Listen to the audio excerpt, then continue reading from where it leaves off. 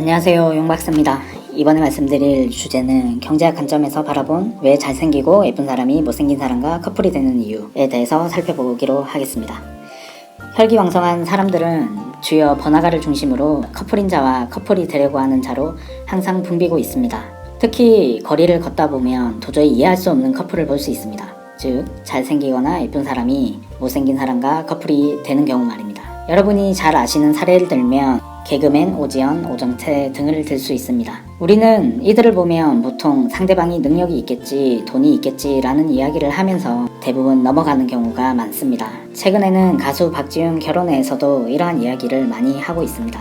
왜 이런 현상이 일어날까요? 우리는 한정된 자원이라고 할 수 있는 시간과 돈을 가지고 최고 혹은 최적의 상대를 찾아야 하므로 연애 상대방을 찾는 것은 상당히 복잡하고 힘든 과정입니다. 우린 앞서 살펴본 결혼에 관한 강의에서도 보았듯이 사람과의 관계에서 정보 비대칭이라는 문제가 발생하게 됩니다. 이러한 문제가 이러한 현상을 발생시키는 주된 원인이라고 할 수 있습니다. 이러한 문제는 정보가 많이 가진 쪽에서 적극적으로 신호를 보냄으로써 정보의 비대칭 문제를 해결할 수 있는데요. 예를 들면 회사의 사장과 취준생의 면접에서 취준생은 적극적으로 자신이 우수하다는 신호를 보내는 것과 동일합니다. 이러한 신호는 결국 정보의 비대칭으로 인한 역선택을 해소하게 해줍니다. 하지만 연애관계, 커플 문제 등에 있어서는 조금 더 복잡한 결과가 나타납니다. 정보가 풍부한 A라는 사람과 정보가 부족한 B라는 사람이 있다고 생각해 봅시다. 일반적으로 정보가 풍부한 A는 B에게 자신이 괜찮은 사람이라는 것을 적극적으로 이야기하고 행동하면서 B의 마음을 얻을 가능성이 높습니다. 예를 들면 나는 돈이 많아, 능력이 있지, 유머 감각이 있어 등등 말입니다. 하지만 종합적으로 A나 외모는 부족하지만 다른 무언가 때문에 최고 점수를 받아 선택됐을 가능성이 있기도 합니다. 즉 신호이론이 잘 먹히는 것이죠.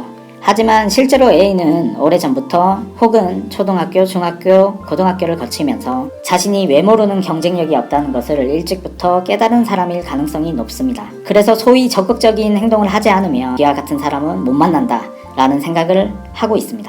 이에 따라 A는 적극적인 행동과 더불어 그 외 요인을 높이는 데 집중하게 되고 그리고 많은 경험과 정보를 가지고 있게 됩니다.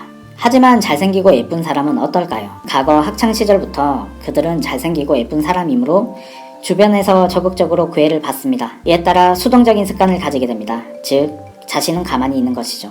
그림으로 보면 바로 이런 상황입니다. 적극적으로 나서지 않아도 항상 대기자들이 줄 서 있습니다.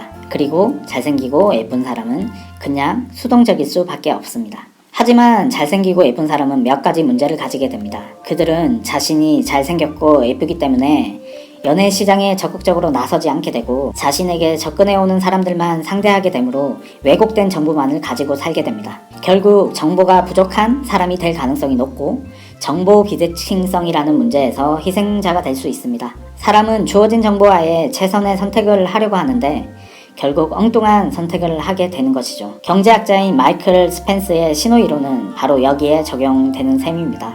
B는 자신의 상황이나 상대방의 정보를 A에 비해 많이 가지지 못하여 역선택을 하게 되는 것입니다.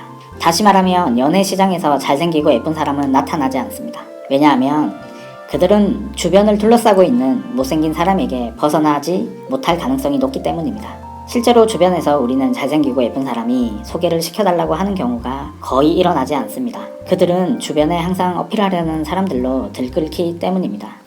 만약 이러한 방해를 뚫고 미남, 미남이 만나게 되었더라도 그동안 그들은 받기만 한 경우가 대부분이었고 자기 자신이 더 우월하다는 생각으로 그 관계가 오래가지 않는 경우가 많습니다. 만약 미남의 경우 미녀를 만나지 않았다면 엄청난 대우를 받았을 가능성이 높기 때문입니다. 반대의 경우도 마찬가지입니다. 이러한 문제를 해결하려면 어떻게 해야 할까요? 잘생기고 예쁜 사람들이 성공적인 연애 상대방을 찾기 위해서는 오히려 연애 시장에 적극적으로 나서고 상대방에 대한 정보를 다양하게 접해야 합니다. 그래야 최고의 상대방을 찾을 수 있을 가능성이 높기 때문입니다. 이번 주제는 외모라는 부분만을 고려한 것이고 사람마다 외모의 기준이 다르고 다른 요인들이 많으므로 꼭 맞는 것은 아닙니다. 분명한 사실은 잘생기고 예쁜 사람은 굳이 자신을 어필하고 상대방의 신호를 주려는 노력을 하지 않는다는 것입니다. 그만큼 외모 이외에 다른 요소를 높이려는 노력이 없다고 할 수 있습니다. 이는 잘난 사람의 또 다른 하나의 문제가 될 수 있습니다. 이에 따라 외모는 나이가 들어가면서 점차 그의 힘을 잃게 되고 오히려 다른 능력이 우수한 못생긴 사람, 상대방이 우위에 설 수도 있습니다. 이상으로 이번 강의에서는 신호이론을 적용해서 연애시장을 살펴보았습니다. 조금 더 재미있는 현상이나 궁금한 점이 있으면 블로그나 이메일을 남겨주시면 이에 대한 강의 주제로 제작을 해서 한 달 이내에 말씀드리겠습니다. 감사합니다.